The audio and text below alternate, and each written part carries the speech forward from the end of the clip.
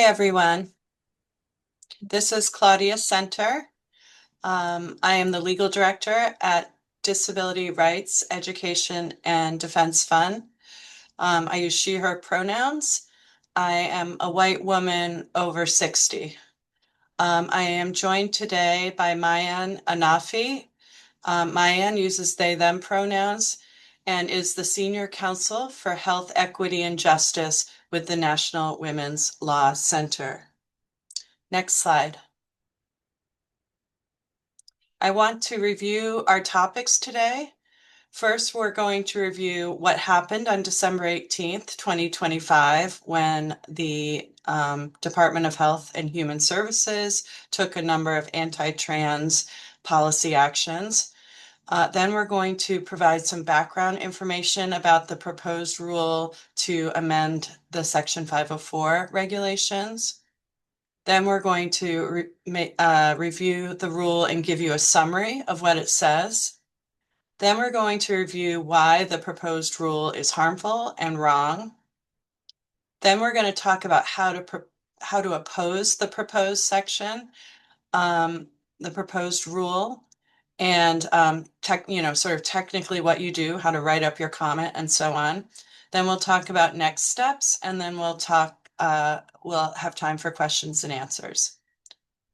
Next slide, please. Okay, I'm now going to turn it over to my co-presenter. Hi everyone, this is Maayan. I am a non-binary person with light skin, short dark hair, a little bit of facial hair. Um, and so I'll start by talking about what happened on December 18th.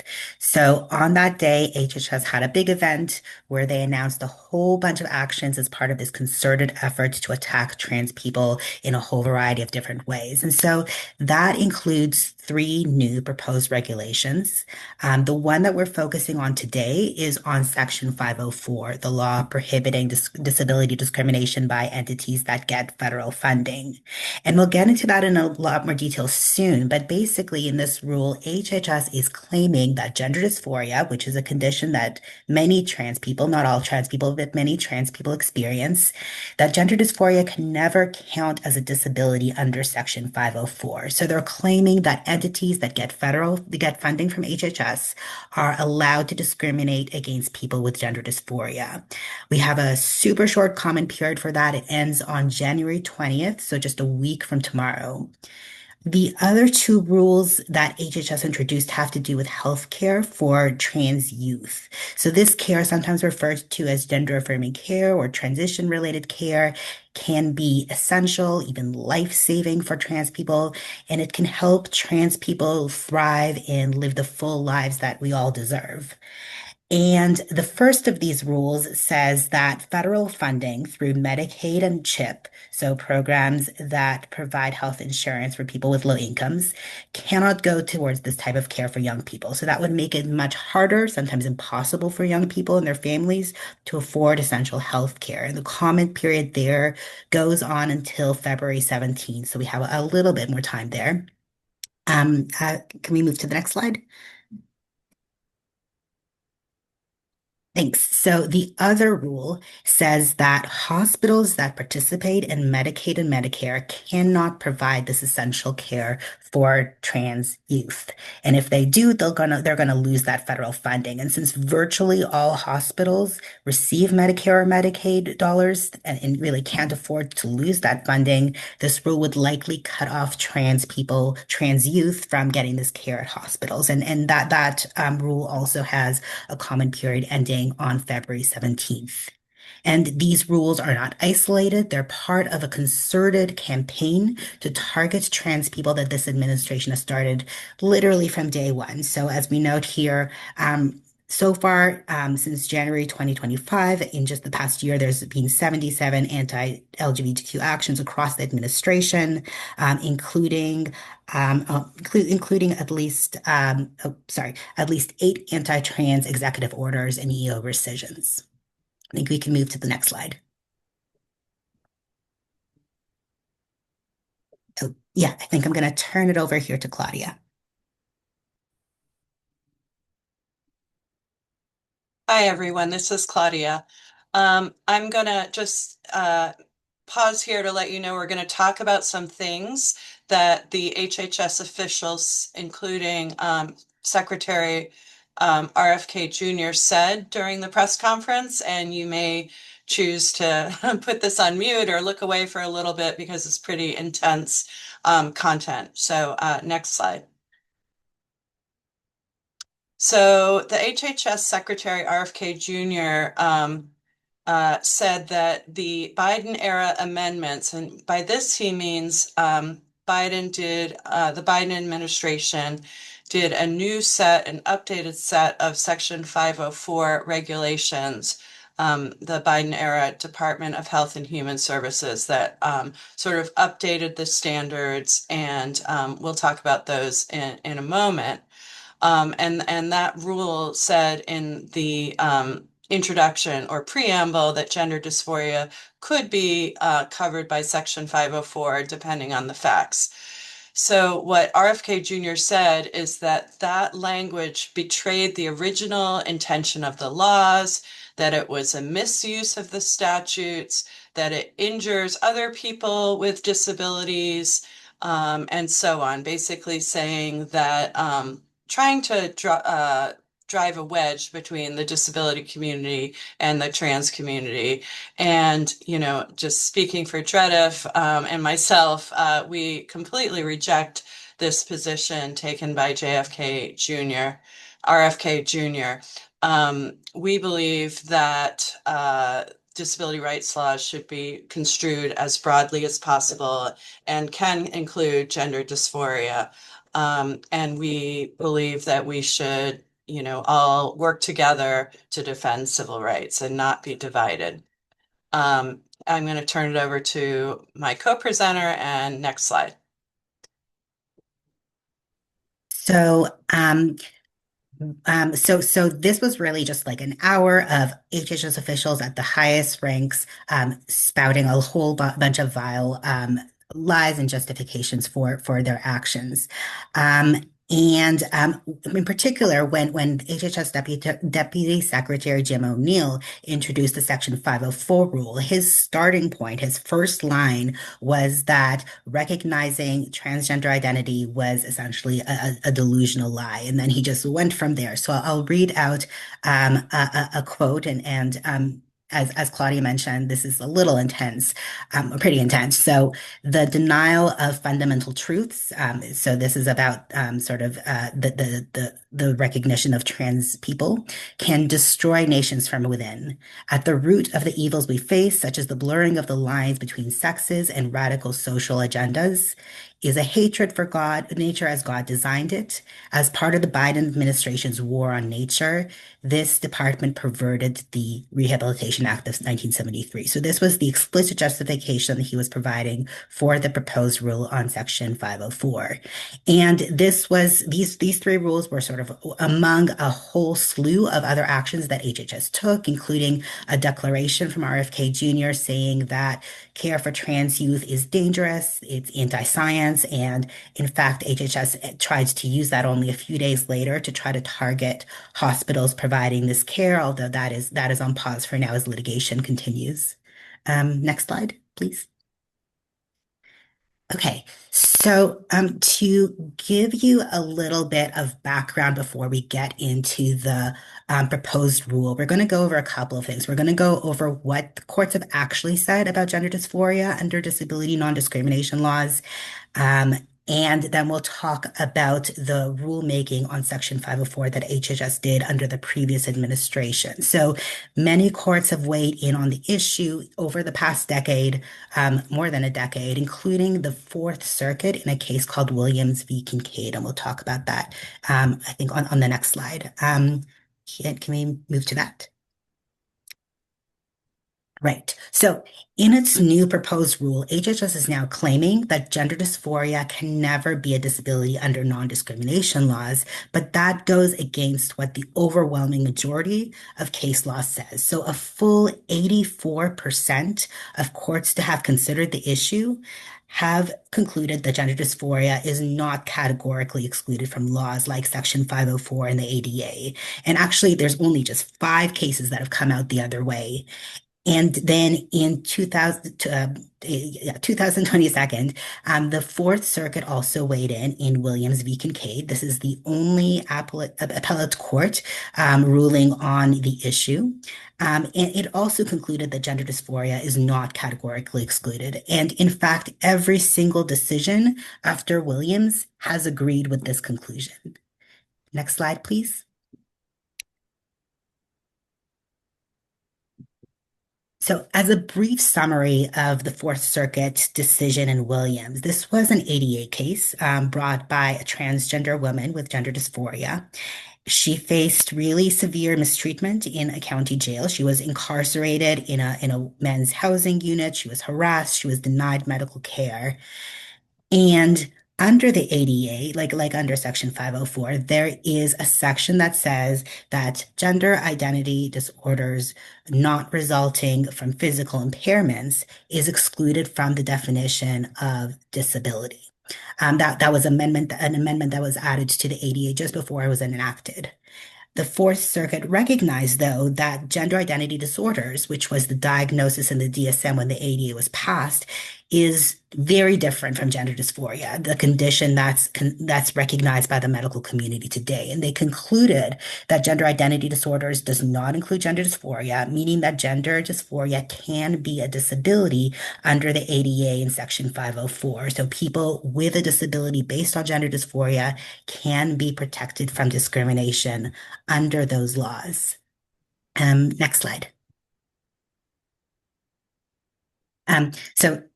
Specifically, the Fourth Circuit recognized that there are dramatic differences between gender dysphoria and the now rejected diagnosis of gender identity disorders. So, as the name suggests, gender identity disorders was based on a belief that the source of the quote unquote disorder was the person's gender identity itself. So, essentially, that being trans in and of itself is a disorder.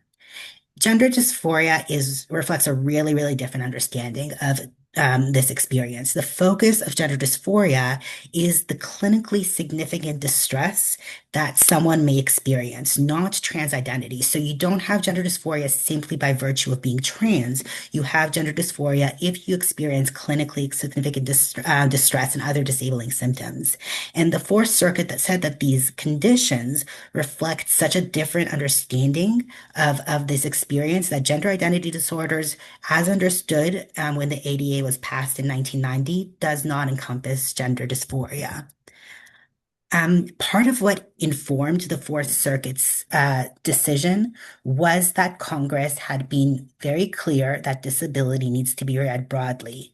And when Congress amended the ADA in 2008, it expressly directed the courts to construe disability to the maximum extent permitted by law. And since the law, at minimum permitted gender dysphoria to be included as a disability, courts needed to interpret it that way to stay true to Congress's intent.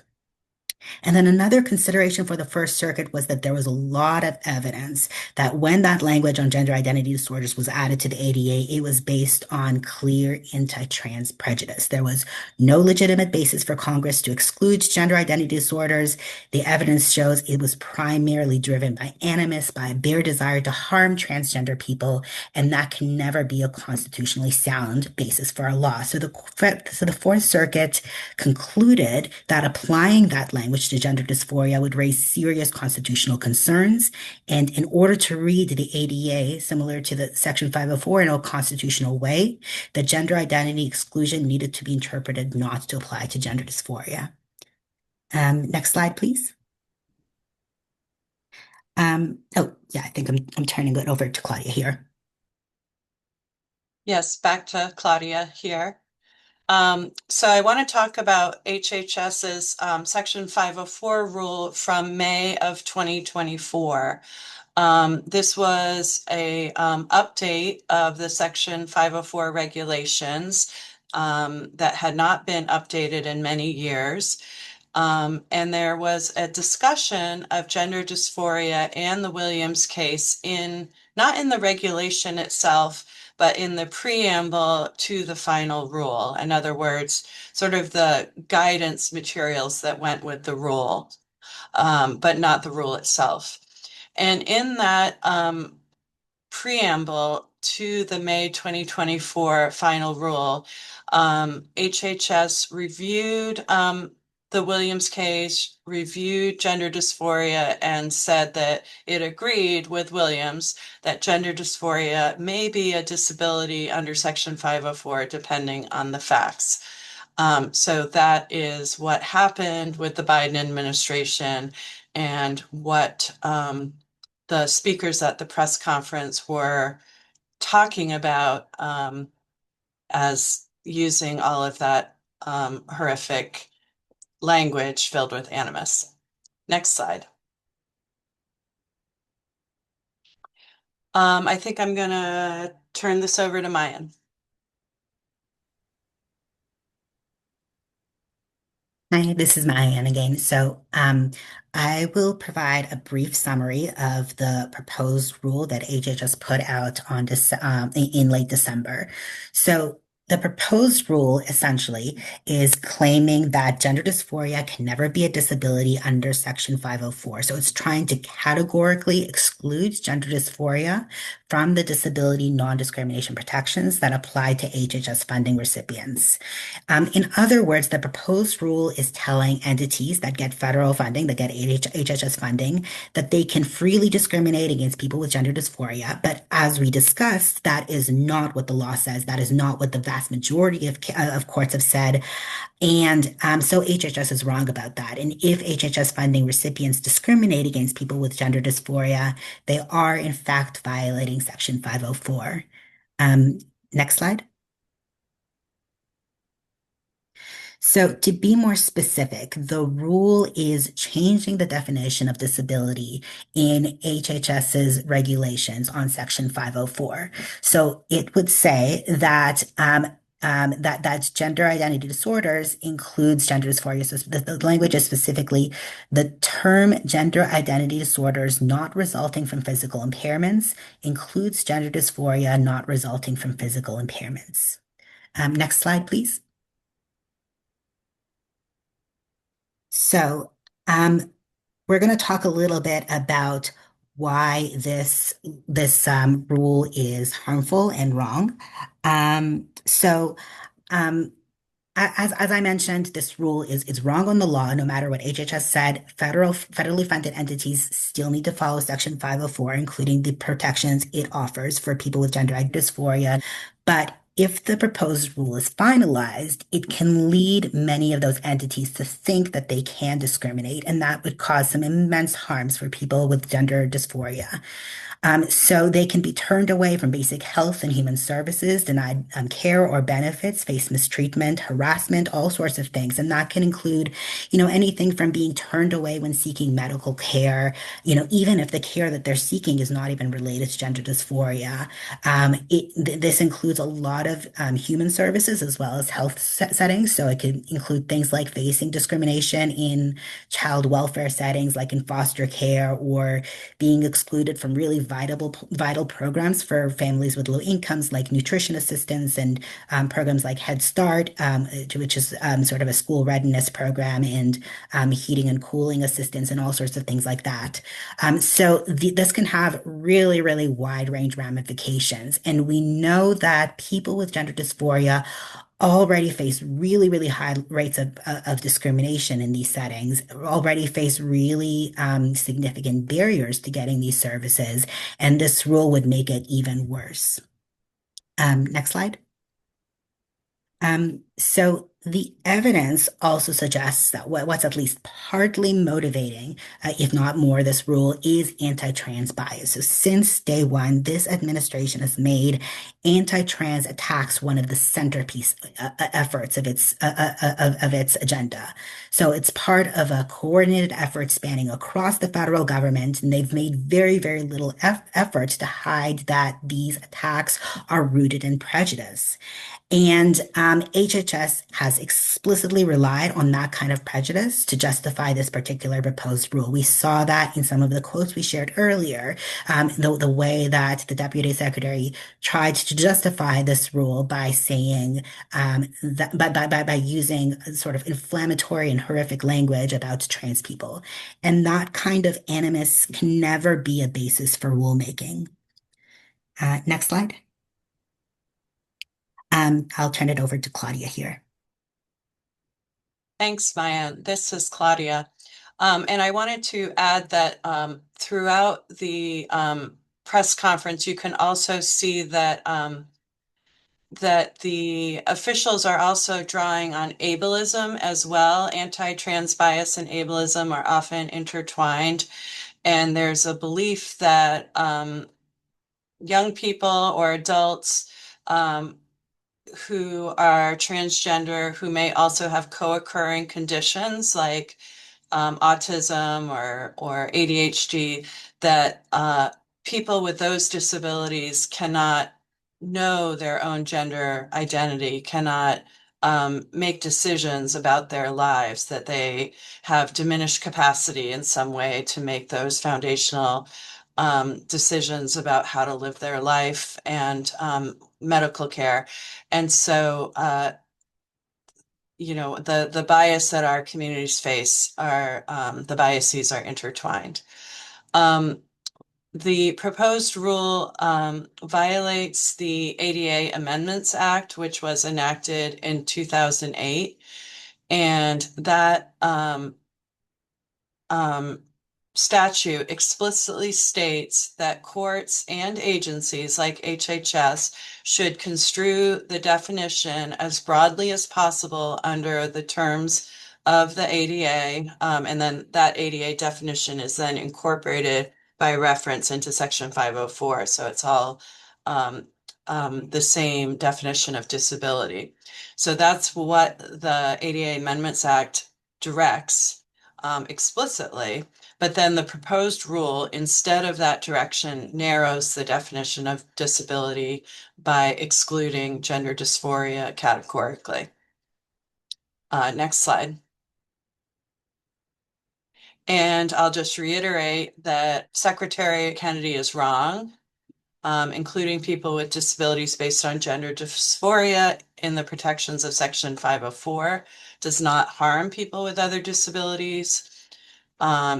People with all different kinds of disabilities are stronger when we work together and resist efforts to divide us or to weaken civil rights. So we do not agree with Secretary. Kennedy's position, and it is very important for the disability community to show up and submit comments in opposition to this divide and conquer approach that is harmful. Next slide. I'm going to turn it over to Maya now. Hi, this is Diane again. So another reason why the HHS proposed rule fails is that, as we mentioned, they are wrong on the law. So as the overwhelming body of case law recognizes, the gender identity disorders exclusion does not apply to gender dysphoria. Gender dysphoria is not categorically excluded from disability non-discrimination protections. And that conclusion was recognized in the case we mentioned earlier, Williams v. Kincaid, where the Fourth Circuit carefully considered the question and ruled that people with gender dysphoria can be covered. And HHS just disregards this overwhelming body of case law and really doesn't sort of properly address the reasoning that these cases are based on. Next slide. So one other concern, sort of one other reason why this rule would fail is that Section 504 needs to be interpreted in a way that is consistent with the Constitution. So we mentioned also earlier that the Fourth Circuit said that if we read the law to exclude gender dysphoria, that's going to raise serious constitutional problems and questions because of all that evidence that the gender identity disorders exclusion was motivated by discriminatory animus and not any legitimate purpose. And the proposed rule ignores that and instead offers an interpretation of Section 504 that would raise all of those constitutional questions would present an interpretation of Section 504 that may not be consistent with the Constitution. Next slide. I'll pass it back to Claudia. Thanks, Mayan. This is Claudia. So now we're going to talk about how to oppose the proposed Section 504 rule that limits the definition of disability. So basically, there are two steps. The first step is to write your comment, and the second step is to submit your comment through the Federal Register web portal, or you can also send your comment in by mail, traditional mail. Comments must be postmarked or electronically submitted by January 20, 2026. So this is a really short comment period, and we are urging people to submit opposition comments to make our voices heard, even though there is a short time period. Next slide. So we're going to review what to include in your comment. So the first thing to do is to introduce yourself. If you are not submitting your comment anonymously, you can introduce yourself by name. We think it is good for you to state your connection to disability rights and Section 504. You can include things like your profession or your personal experiences. But you should also consider your safety and privacy. These comments are going to be published, whether or not they're anonymous. And so you need to weigh how much you choose to share. Then the next thing is we want the comments to include the opposition to the proposed rule, and the comment should state that you do not want people who have a disability based on gender dysphoria to be excluded from Section 504's protections. So that's sort of the second thing you should include in your comment. Next, you should explain why you oppose the rule. So you can use our materials, DREDF's materials, either our web posts or this slide deck that will go out to all of you. We also have some materials on social media. So you can use those DREDF materials to come up with ideas for what to say. And we really do urge people to use your own words. We understand that the administration uses software or AI to check whether comments are repetitive, like everyone using the same template. So we urge you to use your own words to submit a unique comment opposing the proposed rule. Next slide. We also want everyone to ask that the comment period be extended. 30 days is way too short for an issue of this importance. The other two rules have the standard 60-day comment period. We'll also note that the 30 days overlapped with holiday and end of year break. We found that the rulemaking portal was incorrectly closed for several days. Advocates had to reach out to HHS to get them to fix the portal. The comment period should be extended for another 30 days. And you should conclude by restating your opposition to the proposed rules. Next slide. I'm going to pause for a minute. Mayan, do you want to say anything about the comments? We had talked a little bit before about weighing, including your personal experiences, but also thinking about your comfort level. And I wondered if you might want to speak to that.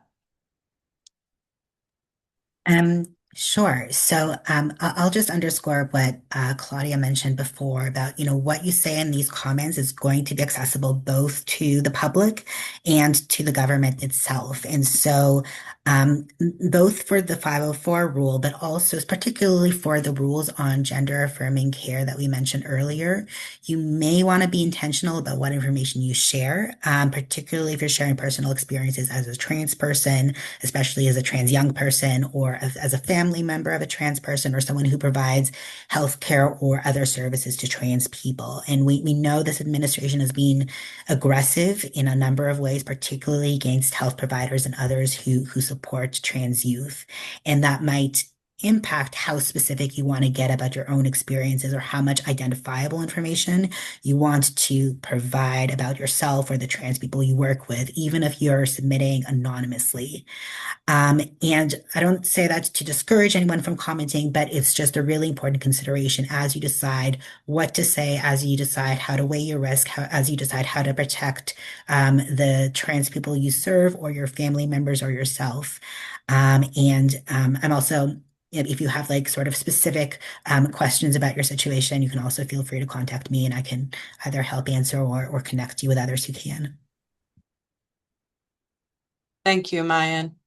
So now we're going to go through technically how to file your comment through the regulations.gov federal portal.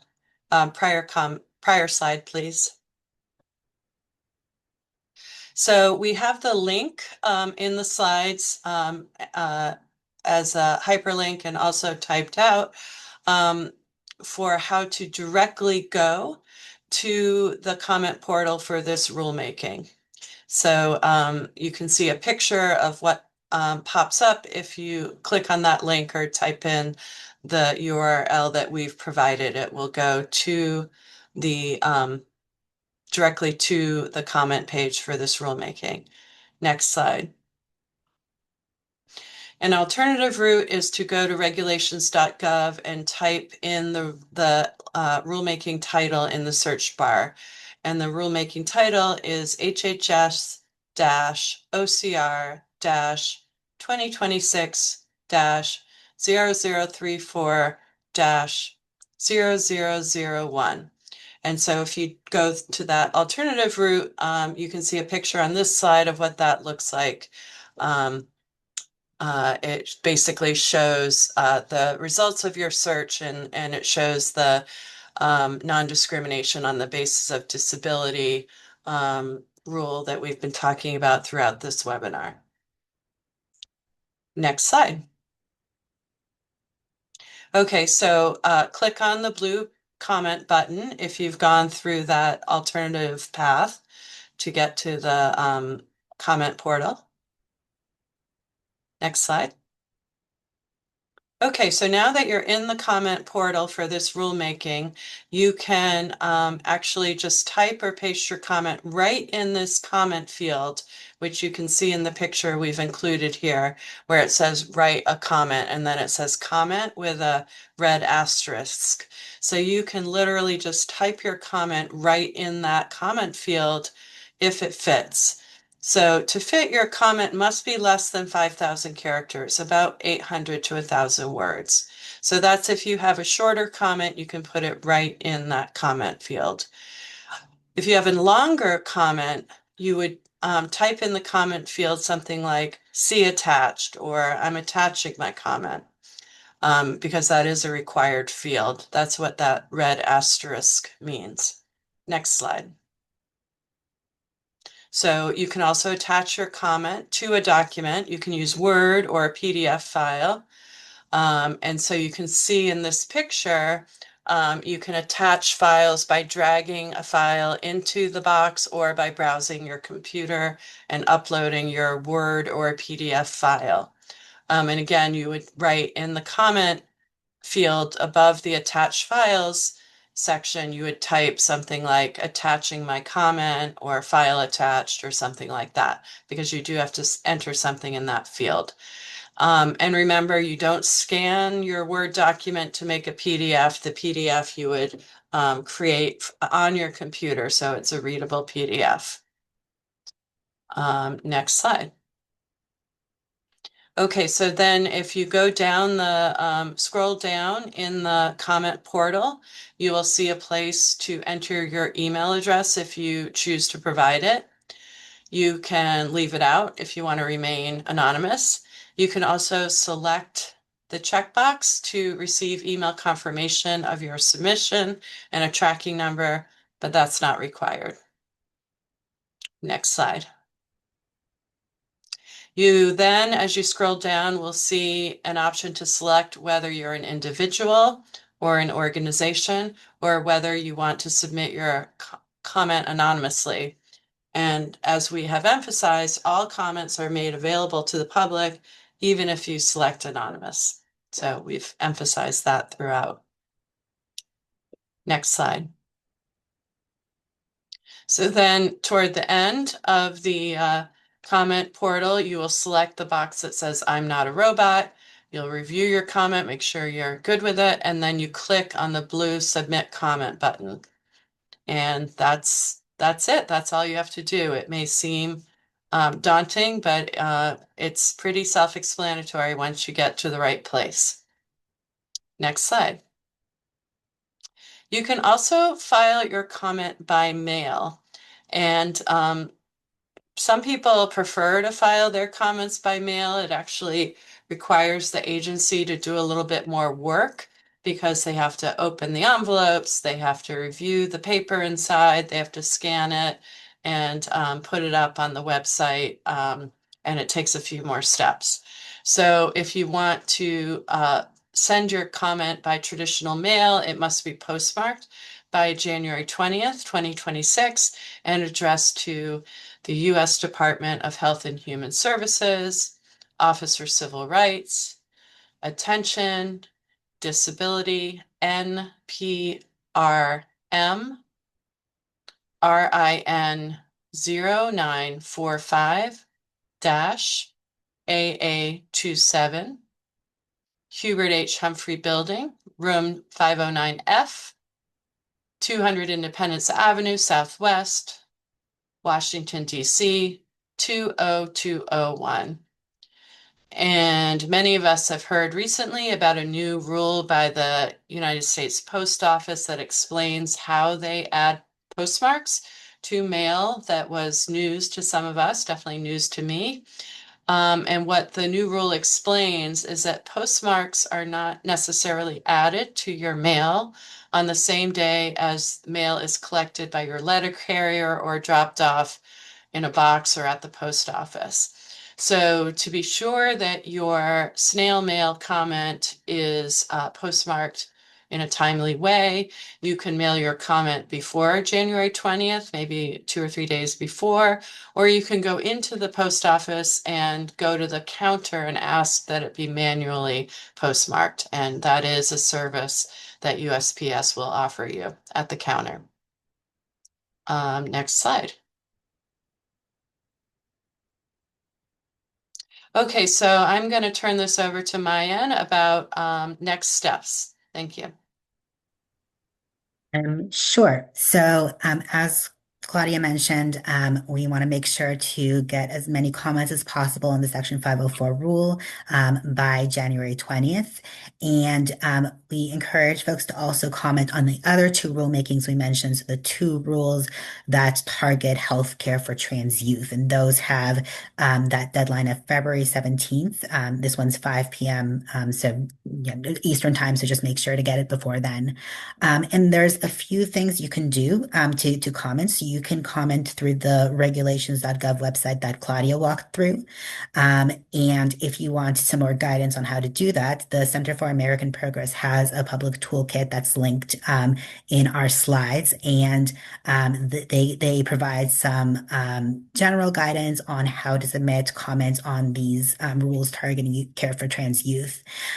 You can also directly submit through a portal that our friends at the Human Rights Campaign have put together. So for individuals who want to share sort of their perspective or experiences, and particularly if you want sort of that extra layer between you and submitting directly on regulations.gov, you can use that HRC portal.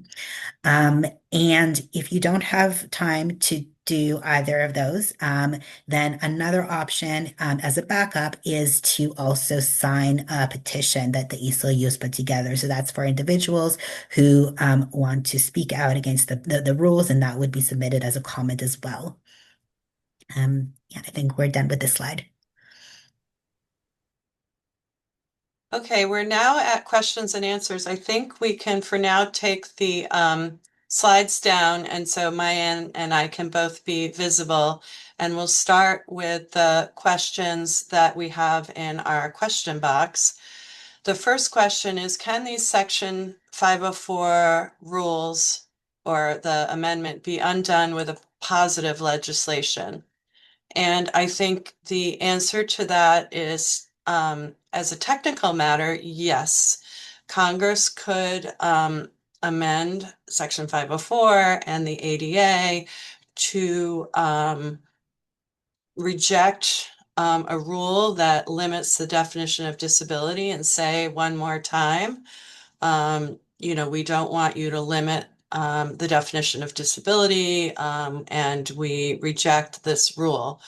I would say that that is very difficult to achieve. It's always been very difficult, and it's even more difficult now when Congress is not functioning at all or very well. So just to give an example, the cases that the ADA Amendments Act rejected were decided in 1999 and 2001. And it took till 2008 for Congress to reject those cases and to adopt legislation that clarified and essentially expanded the definition of disability, opposing those agency and court rulings. And so that means that for 9 years, and even longer, because there were lower court decisions that were terrible, people went without the protections of federal non-discrimination law. So it just really takes a very long time for legislation to happen. State legislation can be quicker. For example, California got rid of a lot of these negative federal exclusions way back in 2000. So state legislatures can act quickly. Of course, state law does not necessarily apply to recipients of federal financial assistance. It would depend on the facts. So that doesn't necessarily protect you. Maya, do you want to talk about this Congress and positive law? No, I think that's it. Like there are some other levers that Congress can use. So, for example, there's something called the Congressional Review Act, where they say shortly after our rule has been published that goes against their intent, that they do not agree with it, but that needs to be that needs to happen quickly. And in addition to Congress sort of not functioning, then that would also need to they need to be able to override a veto, which is not something that is realistic at the moment. Okay, our next slide said, does this mean that this rule would allow nursing homes and rehab facilities to discriminate against trans and disabled people? I can start with this one. So I guess it's a very lawyerly maybe. That's for a couple of reasons. So one, as we mentioned, no matter what the rule says, the statute, the protections that are guaranteed by the statute still apply. So if a sort of a nursing home or another care facility that gets HHS funding discriminates, they might still be liable. There might still be sort of an opportunity to enforce it through a lawsuit or something like that, even if HHS itself is not enforcing it. It might, though, encourage them to do so, and obviously there are huge barriers to moving through a lawsuit and things like that, and entities that want to discriminate. Sorry, I have a cat that wants to join in. That want to discriminate might use the HHS rule as a way of supporting, sorry, so of supporting their position. And the other thing to consider is that there are other federal non-discrimination laws that would likely apply to at least some healthcare settings. So that includes Section 1557 of the ACA, which prohibits discrimination against based on a range of protected characteristics, including disability, including sex. Under previous administrations, it was clarified that the prohibition of discrimination based on sex includes discrimination against trans people or discrimination based on gender identity. Um, that and we still believe that that is the correct reading of Section 1557. But there has been litigation around that, and the Trump administration has taken their own position saying that gender identity is not covered by Section 1550. Oh, it's been years every time. Section 1557. Um, um, and so how likely it is that it would be enforced is sort of also sort of up in the air. Thanks, Mayan. The next question is, do state disability discrimination protections draw from the Federal Rehabilitation Act and ADA disability definitions and exclusions? Are there state implications for this proposed 504 change, and/or could states legislate to mitigate harm if the rule change goes through? So this is a great question. A lot of state disability discrimination laws, non-discrimination on the basis of disability laws, when they were enacted, tracked Section 504 and the ADA. That was very common for a certain generation of state disability non-discrimination laws. And what happened was when the ADA definition and 504 definition began being shrunk in the 1990s and 2000s, some states went back and amended their state laws to say, oh, no, no, we don't mean this. We actually believe in a broad definition of disability. And as I mentioned earlier, that's what California did in 2000. And in 2000, we actually took out, we had previously incorporated by reference the exclusions from the ADA, and instead in 2000, California dropped that quote unquote gender identity disorder exclusion from our state statute. So it is absolutely appropriate and feasible for states that have legislatures which support people with gender dysphoria and trans people to amend state laws to include trans non-discrimination and to make clear that the disability state law does not include the federal exclusion language. Anything else on this, Mayan?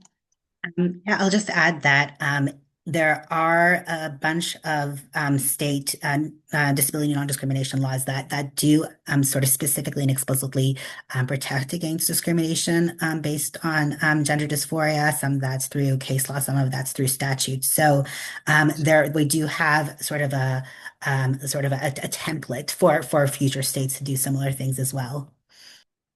And I think that is like a really positive thing to think about right now is what people can do at their state levels, state level, to support disabled people and trans people.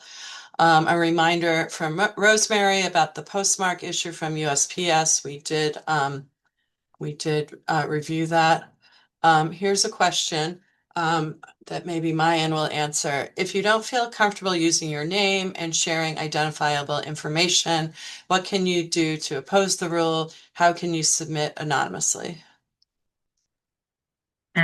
So I guess in terms of first like the technical matter, I think in one of the slides Claudia went through, then she showed sort of where you click on to submit anonymously. But then of course, as I mentioned, even if you're submitting anonymously, if you have sufficiently identifying information, there is a small chance that can be sort of identified. That's probably not going to happen with individuals. That may be a little bit more of a concern for say healthcare providers or something like that. So if a healthcare provider is talking about how they are protecting trans youth from discrimination, or how they're specific for the gender affirming care rules, how they're providing gender affirming care to trans young people, they might need to consider, are they providing sort of specific information about their location and their experience and sort of the types of patients that they have that might be able to identify them. But I think generally, if you're submitting anonymously, then I think you can sort of choose what information you feel most comfortable sharing, just keeping in mind that it will be public. Our next question is, can you talk more about the constitutional questions that rejecting gender dysphoria from the definition of disability might propose? I'll start and then pass it to Maya. So there's an idea that we thought was well established, that it is not constitutional for the federal government to enact laws based on a bare desire to harm a minority group. So there are different groups that have historically only had quote unquote rational basis. All of us who are lawyers remember this from law school. So in other words, laws can be passed by any branch of government as long as there's a rational basis to uphold the law, which is a very broad standard. Most laws get upheld. However, if there is a bare desire to harm a group, a minority group, and that's the animating force behind a law, then that is not considered rational basis. That is an impermissible constitutional basis for lawmaking. And so if you look at, what happened in 1989 and 1990 with the ADA and the hearings that added the exclusions, and then you look at 2025 and the anti-trans agenda, including the press conference that released this rule, you really end up at a place where this is a bare desire to harm a group of people, and that's not a legitimate basis for limiting a non-discrimination statute. But Maya, I'll pass to you. I think you covered everything. Okay. Next one I'm going to read out loud, and then I'm going to see if Mayan wants to answer. The question is, how vulnerable do you think Williams versus Kincaid and the other case law is if this proposed rule is finalized? Do you anticipate attempts to leverage this rule to overturn?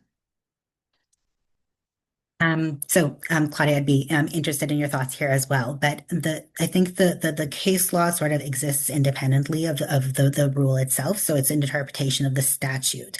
Now, HHS's interpretation might be used by some litigants as sort of a consideration to point to, the federal government has interpreted this way. We also know that in the past, DOJ, the Department of Justice, has filed statements of interest in cases saying, under previous administrations, saying that gender dysphoria is not excluded, and that can be persuasive in and of itself. And we do not expect now DOJ to be doing that. We would expect them to be going the other way in statements of interest. So that I think along with the rule can impact litigation going forward. I think though there is still a good chance of those courts rejecting HHS's position and saying just looking at the statute, gender dysphoria is not excluded. And this is Claudia, from a practical, or maybe strategic is a better word, I think that cases that involve real individuals with real stories and real harms, who are bringing claims that might include disability discrimination based on gender dysphoria, that those are stronger um, um, ways to bring the claim that gender dysphoria is included as a possible disability, depending on the facts.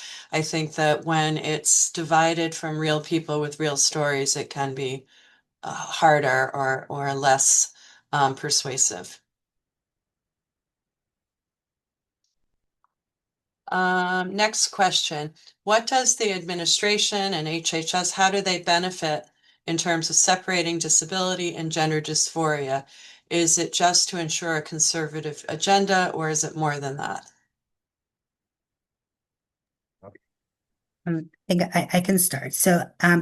I think this is sort of their way of kind of appropriating the disability community and trying to use that to undermine the rights of people with gender dysphoria. So they're, as Claudia mentioned earlier, they're kind of trying to pit these communities against each other, and then and then try to peel away support for people with gender dysphoria, because they perceive the disability community might feel like somehow the inclusion of gender dysphoria in Section 504 undermines the statute and undermines their rights.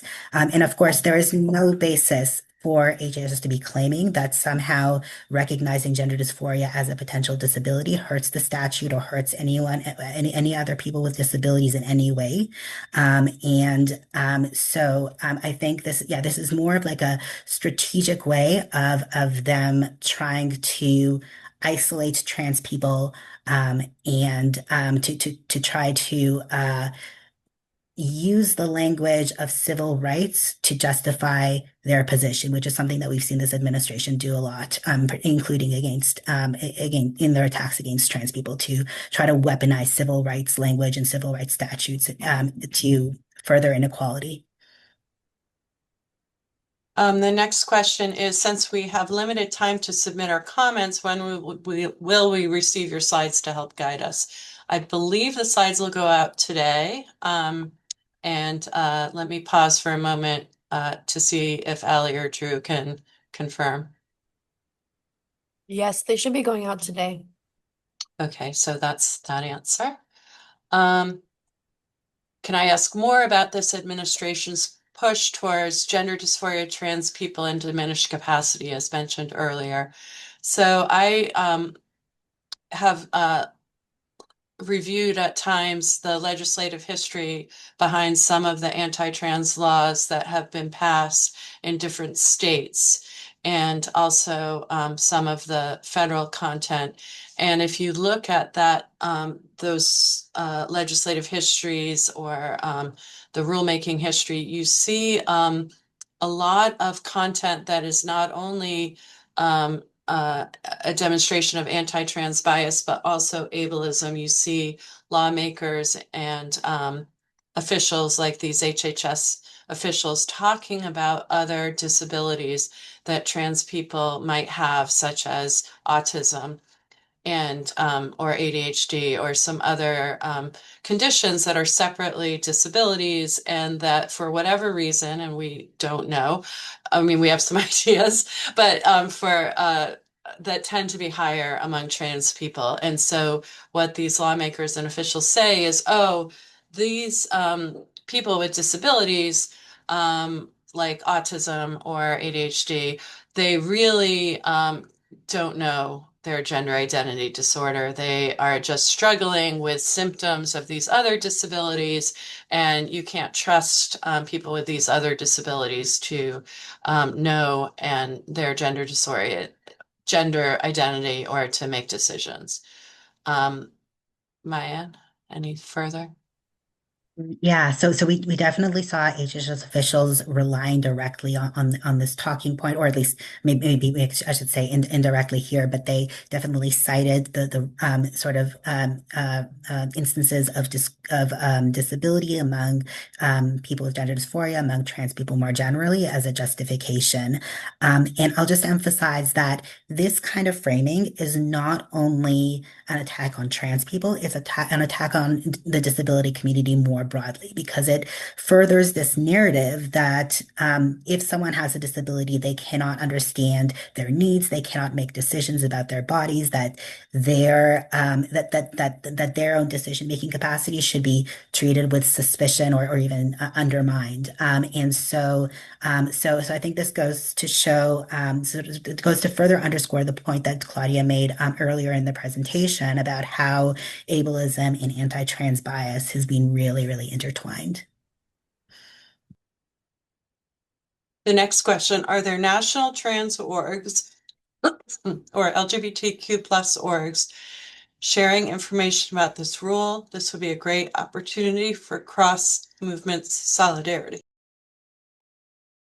Yeah, I think one of the things that we've seen out of this rule is a lot of that a lot of that cross movement solidarity, growing even more than what it was before. So both LGBTQI groups or trans-led groups as well as disability groups have been really actively engaged around this proposed rule, and I think that and as well as sort of other groups focusing on civil rights and health and things like that, and I think that coalition is really powerful because it goes against HHS's attempts to sort of pit communities against each other to isolate trans people, and it shows that we have sort of a unified opposition to the attack on trans people and to the kind of rhetoric that HHS is using. Okay, the next question. In our comments, should we refer to the apparent strategy of the administration using disability rights law to discriminate against trans people, or is that saying the quiet part out loud? Thoughts on that, Mayan?